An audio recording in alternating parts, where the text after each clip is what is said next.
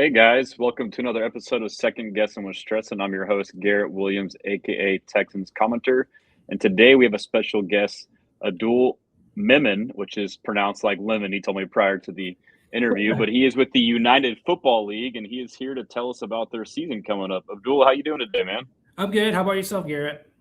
Oh, doing great. I appreciate you reaching out and allowing me this opportunity to interview you and learn about the league. Obviously, I'm a big Texans fan. I'm a football fan in general. I know there's been various leagues over the years, the United Football League included, that I've grown interest in watching myself. But I'm excited to learn more about it from you. So, I guess just overall, if you just want to kind of start, just give me the rundown of the league and how long it's been back and maybe the amount of teams, stuff like that, and we can kind of just go back and forth from there. Yeah, so it started back in technically 2020, but that was the XFL. That was with Vince McMahon, but because of COVID, that shut down. And then it got revived back in 2023. It was now owned by Redbird Capital, Dwayne Rock Johnson, Danny Garcia, and ESPN/Disney. They had a Houston team called the Roughnecks. They played at TDECU Stadium, where the University of Houston plays. And then they only played for one season, and then they merged with the USFL. They were owned by Fox, and they played in two seasons, 2022 and 2023. They merged to form the United Football League. The USFL had a Houston team as well called the Gamblers. They were an iteration of the 1980s team, but this is a whole different scenario with ownership. When the USFL is now being owned by Fox, as opposed to multiple different owners back in the 80s. And with the merged league, they kept the Roughnecks name, the Roughnecks branding, because they did play in Houston, so they had those Houston local roots right away. But there was a controversial decision that they chose the Gamblers head coaching staff and not the Roughnecks staff. It was a really weird decision because Wade Phillips was the Roughnecks head coach in the XFL, and they did really well in that 2023 season, while CJ Johnson was the Gamblers head coach, and they only went 5-5. And then the first season of the UFL, the Roughnecks struggled really badly under CJ Johnson. They went 1-9, while Wade Phillips, who got moved to San Antonio, went 7-3 and made it to the championship game. So it was a very very odd decision. Like, the fan base of the UFL was like, what happened? Why'd you do that in the first place? And the attendance dropped significantly in 2024 and then 2025 as well. Partly it was because of they changed stadiums as well. They went to Rice Stadium in 2024, and then they moved back to TDCU because there's construction renovations going on. So, and that partly made sense, but I think the losing with CJ Johnson kind of messed everything up with the Houston market. But there's a new investor in called Mike Rapoli. He did like a reset of the league. And he rebranded it back to the Gamblers. We now learned from a couple weeks ago from Sports Business Journal that he was going to invest in the USFL back in 2023 before the merger, but then the merger happened and then everything changed. So he backed out a little bit, but now he's back in. And then they're now moving to Shell Energy Stadium. This is Mike Rapoli's vision because he wants to be in smaller venues, because it does make sense because you're only averaging about 9,000-10,000 fans a game, except for St. Louis, they're an exception. So it makes sense to be in a smaller soccer stadium, 10 to 25,000 seat stadium, to improve the television presentation. Yeah, that's awesome. So is that stadium, is that the Dynamo Stadium? I'm not familiar with stadium. Okay, correct. Yep, awesome. Yep, the MLS Houston Dynamo Stadium. Yep. Awesome. Yeah, I've been to a couple of games there. That's a great atmosphere. And, I had gone to the Roughnecks. I forget what year it was. I don't know if it was after COVID, but to me, it was a raucous environment, man. I forget who the quarterback was. I want to say it was PJ Walker, maybe. Yep, that was 2020. Yep. Yeah, so maybe that was right. That was what it was, because it was man, that was a shame because it was rolling, dude. It had some real momentum, and then COVID came and kind of, made it come to a crashing halt. But that U of H ECU stadium was raucous, and people were dressed up in overalls and had hard hats, kind of like the Oilers type stuff. So I enjoyed it, but so are you specifically with the Gamblers or with the United Football League in general, or? Oh, so I just write about the league as a whole. Yeah, I just started a little bit over a month ago. I used to like comment on people's posts who cover the league, and then I follow the Reddit page too. I used to like do posts and comments, and then I always had this passion for football and then sports business because it's like an up and coming league. It's a niche league, so I thought it'd be good to just jump in and cover the league myself. That's awesome. So you're kind of similar to me. You're just a fan who was Texans commenter. You were a commenter on the Yep. UFL, and now you're working with them or for them. Correct? Is that? Yeah. I don't work for them. I just work. I just write about them. Yeah. No, that's awesome, man. Kudos to you. I mean, I could definitely relate to you on that. That's basically what I do, and I think the beauty in that is you and I both have the passion. So whatever our output is as far as work or coverage is going to come from an angle of like we really care about it. Yep. But yeah, so that's again, I appreciate you connecting with me and allowing me to have this conversation with you. But I'm excited. So I'm pretty sure you made it clear, but just to make sure I heard it correctly, the team will be the same. They're just basically rebranding it from the Roughnecks to now the Gamblers. Pretty much. Okay, and the attempt with that is with the new investor, also switching stadiums, just trying to get more draw and attendance for the games coming up. Yeah, correct. Yep, correct. Okay, and then as far as like the season and the schedule, do you know when the games start? I believe it may be this weekend. Is that right? Yes. Yep. Opening weekend is this weekend. It's their Gamblers' first game is Saturday against Dallas in Dallas at Toyota Stadium. It's at Saturday, 3 p.m. Central Time. It's gonna be on Fox. Okay, and are you able to maybe list off all the teams for me, and then after that, I can kind of follow up with players and coaches and stuff like that? Oh yeah, for sure. Yep. So there are 8 teams right now. Houston, like I mentioned, Dallas, Birmingham, Columbus, Orlando, DC, Louisville, and St. Louis. There was some change from last year. 3 teams. It was San Antonio, Memphis, and Michigan. They had to be relocated because of there's a couple of factors. Memphis had really poor attendance. And then for San Antonio, Michigan, they had decent attendances. Michigan actually increased from last year. They're the only team that actually increased. But the high stadium cost in Michigan for Ford Field was really, really, really expensive. So they had to do it because of cost reasons. But there are plans to expand to 10 teams by 2028. That's what Mike Rapoli has been saying. And then 12 teams by 2030. That's what he posted recently about. He quote tweeted Mike Florio's article about it. Well, that's good to hear. And then I guess, just further along that, if you could provide me, what the schedule looks like when they play. Is it every Saturday, every Sunday? Is it Saturday and Sundays? Yep. Are there divisions? And how many games are there? Oh, yeah. So you have 10 games. They actually changed it from last year. It was conferences. It was XFL and USFL, but now it's just all 8 teams, one conference, which is nice because you're going to get the 4 best teams in the playoffs. Like I said, it started the opening weekends this weekend, and it goes through mid-June, the championship game. There are rumors that they might move up the season to early mid-February around like Super Bowl weekend, or even like the weekend before the Super Bowl. For Houston fans, that's actually kind of nice because that late March to early June would be the weather's a little bit more a little more hotter. So that early would be a lot nicer for the Houston fans. And so basically the schedule is every team plays every team once, and then that's the regular season, or is that? Every team plays each other once, and then there's a couple of they play each other twice. There's actually one interesting thing about the schedule. There's 7 back-to-back where teams play each other twice in consecutive weeks. Okay, yeah, I guess you got logistics as a factor there as well. I think so, and then I actually looked it up. It was 1991 NFL. It's it was the Seattle Seahawks versus the San Diego Chargers.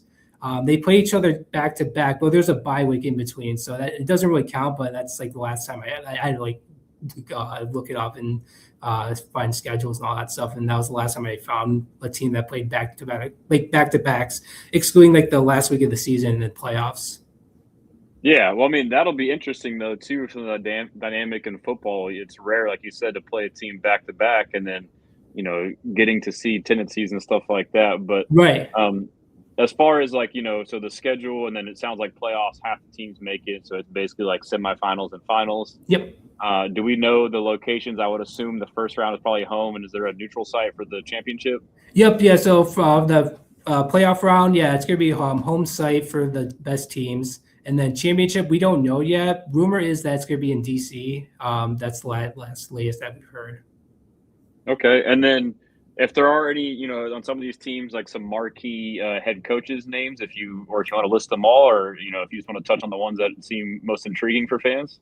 Yeah. So they changed the whole structure of like the coaching staffs. DC is the only team that kept their head coach and Shannon Harris and their offensive coordinator and defensive coordinator from last year. And then the other head coaches, Orlando's is Anthony Becht. He was with St. Louis for the last three seasons, and he carries a lot of spring football experience, but he wanted to be in Orlando because he lives in Tampa. So he has those local roots and he wants to be in Florida. So, and then Dallas has Rick Neuheisel. He was head coach of the AAF in 2019. That's another spring league that went away after 8 weeks because of financial reasons. But his son is the quarter. He played quarterback, obviously, right? And then I think of Neuheisel, and then I believe his son plays for UCLA. Is that correct? His son was a QB coach, or he was the offensive coordinator for UCLA That's what it was. And like the first game he came in, they had some crazy comeback win. Yep. Right?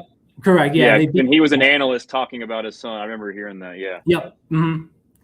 And like when he was with the Arizona team in AAF, like they were most likely going to make the playoffs before the league shut down. And he has a really good college like pedigree. When I was looking it up, like he made it to a Rose Bowl, and he has a really good overall record as a head coach. So I think he'll fit in really nicely in this league.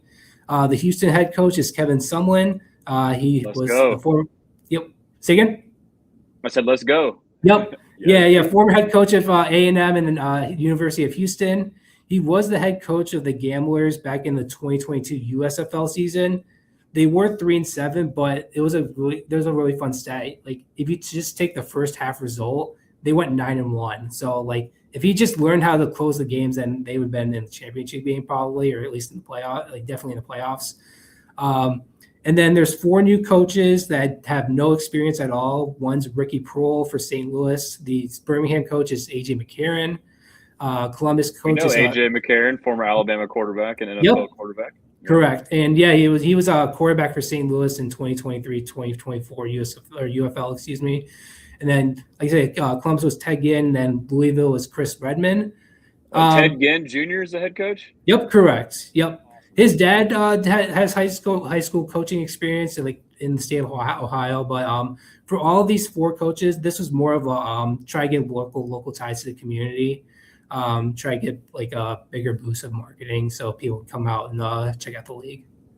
I mean, it makes sense. I mean, you just writing the names off to me, I hear the name like, oh, Ted Ginn, cool. And like, so if you hear he's coach of the team, same with Kevin Sumlin, like there's ties. I think that's smart. And sorry that I was interjecting, but who was the last coach you mentioned, just to make sure that person gets their due? Who was the last coach you mentioned after Ted Ginn? Yeah. Louisville was Chris Redman. He was a quarterback for Louisville Cardinals, and he had like I think 7-8 year career in the NFL.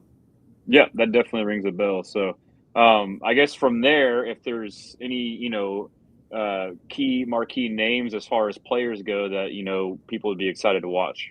Yeah, so I'll talk about the Gamblers. So I had an article called Ask the Expert. So I got some responses for like 4 people who cover the league intently, including myself. Mine was Hunter Deckers, who was a quarterback for the Gamblers.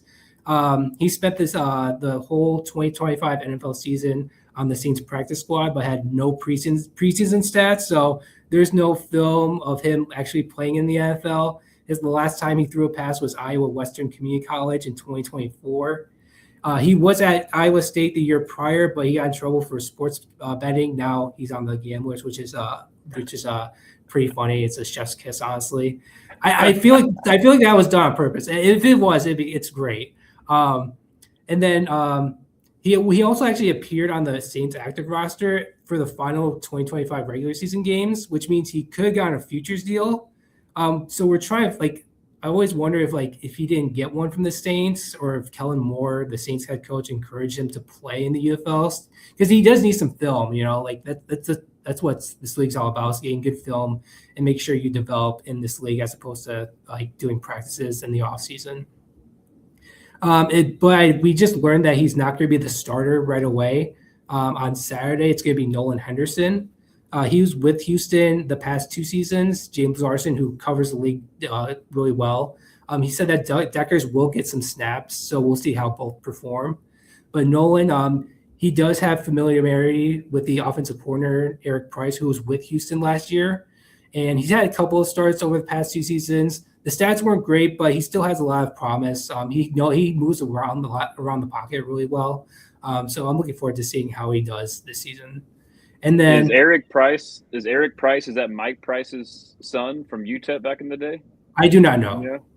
Okay. That sounds familiar. If so, I probably met him. I remember when I was in high school working out at a UTEP recruiting camp and meeting Mike Price and potentially Eric Price. So nice. Pretty cool. Yeah. Sorry, continue on. Oh, no, you're good. So, and then one of the people who answered the article is their United Football Media. They have like their own little group, good following on YouTube and Twitter. They said the Houston running back room, like the whole room, because one of the people they released was Nate McCreary. He was with Michigan last year. He was a veteran. He was a good like featured back. They released him. The other there are 3 running backs who are all on training camps in the NFL 2025. It's Marcus Yarns, Marcus Major, and Jalen White. So, and then the other UFL veteran was Kirk Merritt. He's more of a receiving scat back as opposed to a featured back. So it's a really like a who's going to be the featured back in this team. So it's very intriguing to see who's going to be that featured back and make a name for themselves this year. And then a couple of other mentions, Luwan Winningham and Kai Loxley. I put both of those 2 because they're the big body receivers for Houston, so they can take the top off the field and be that deep vertical threat. They have a good receiving core, in Jontre Kirkland, Jalen Moreno-Cropper, who was with Cowboys for the last couple of years, and then Justin Hall. But they don't have the size as like Luwan and Kai do. And then lastly, the defensive edge group outside Malik Fisher. So it's going to be Kenny Dyson Jr., Christopher Allen, and Ja Joyner. Malik played really well for DC last year, so I'm not worried about him. He's a very good, solid player on the edge. And then Kenny Dyson was on the Panthers practice squad and active roster in 2024, but got cut in rookie minicamp in 2025 by the Panthers. And then Ja Joyner was a UDFA free agent. He was with the Raiders training camp in 2025.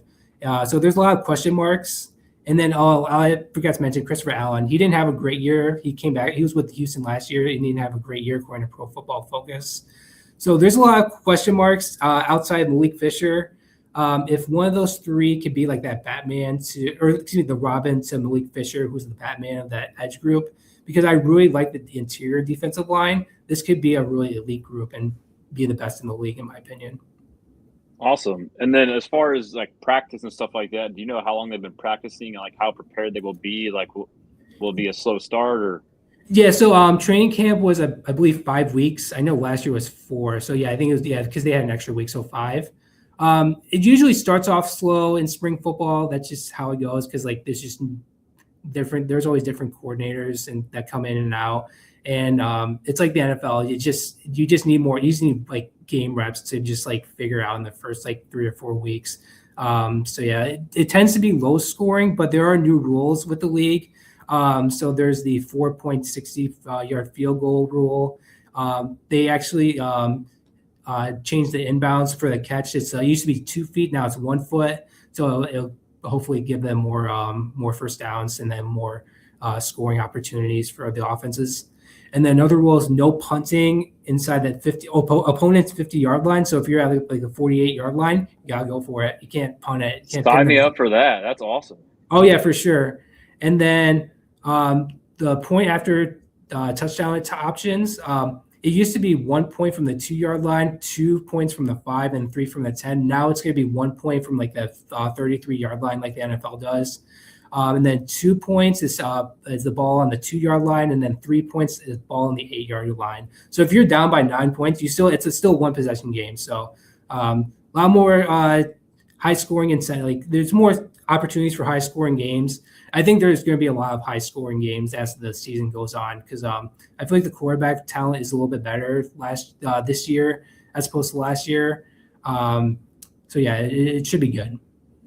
That's awesome. And then do you know specific to Houston much about the coordinators on either side, like the type of offense and defense they may run, or is that tough to know right now?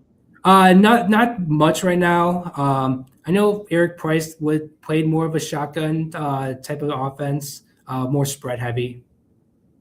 Okay, that'll be nice. I mean, I feel like the Yeah. Gamblers back in the day were, I was born in '88, but I kind of heard about them. But yeah, my understanding was they were kind of air raid. I don't know if that was the case. I think they had a famous air raid coach back in the day, didn't they? I wasn't alive during the '80s USFL, so I'll take your word for it. I think it was the original, like the origin of the name was like you said, like just run and shoot, just I feel like they high-flying might have action. started it almost, like from what I understood. I don't know if it was Hal Mummy or somebody before that or another name, but Mhm. I feel like they were a big influence on that. So I guess just a couple more questions before we wrap it up here. Are there, like, as far as this being, like, you would assume, you kind of alluded to it, that this would be like a feeder league to the NFL? Like, I imagine it's twofold with the US or with the UFL to, be independent and be your own, but also, have a good relationship with the NFL. So what is the dynamics with that? Like, is the NFL embracing it? 'Cause, like, you would think the NFL would probably want to have another resource to tap into. Oh yeah, for sure. Yeah, no, the NFL loves this. They don't invest it in it, which I don't understand, but that's another discussion for another time. But no, like it's an overall net positive for the league and football as an ecosystem. So like, there's been like the kickoff from the new kickoff for the NFL, like that was originated from spring football, and then they have the replay assist. The ACC in college football, they basically took that from the UFL too. So people can actually like see what what they're seeing during a review. That's all originated from like the spring football ecosystem. And then like you said, like for the players, there's Dondre Tillman. He was in spring football for 3 seasons until he got his opportunity with the Broncos in 2024. Now he's the backup to Nick Bonito.